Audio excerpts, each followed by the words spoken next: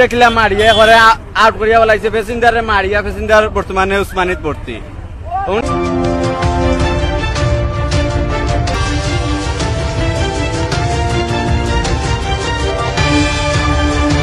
মাথা ফাটা আর একজনের হাত ভাঙিয়েছে। সরাসরি আপনারা সরাসরি আমার নয় মারছে। বেপরোয়া গতির কারণে দিন দিন বেড়েই চলেছে সড়ক দুর্ঘটনা। সিলেট টু জকিগঞ্জ রোডে আবারও মাইক্রো এবং সিএনজির মধ্যে সংঘর্ষ। আহত 5 জনকে Sylhet MAG Usmani medical college হাসপাতালে চিকিৎসার জন্য প্রেরণ করা হয়েছে। বিস্তারিত ভিডিওতে অবশ্যই শেয়ার করবেন। ধন্যবাদ।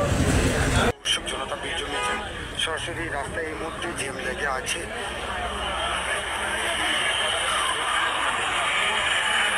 প্রশাসনও আসছে রাস্তা ক্লিয়ার করার জন্য এবং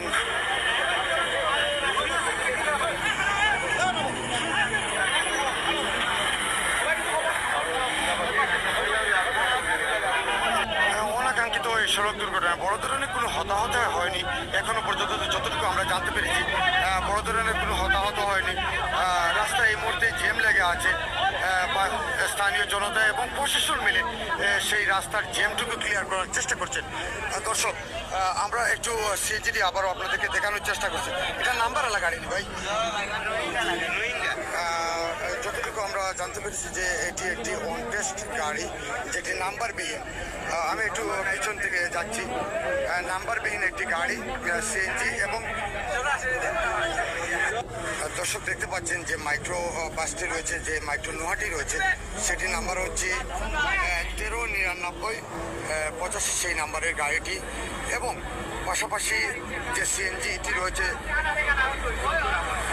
আমরা যতটুকু জানতে পেরেছি এখানে কারে মারিয়া সিএনজি রেখলা মারিয়া করে আউট করিয়া বলাইছে প্যাসেঞ্জারে মারিয়া প্যাসেঞ্জার বর্তমানে উসমানিত ভর্তি।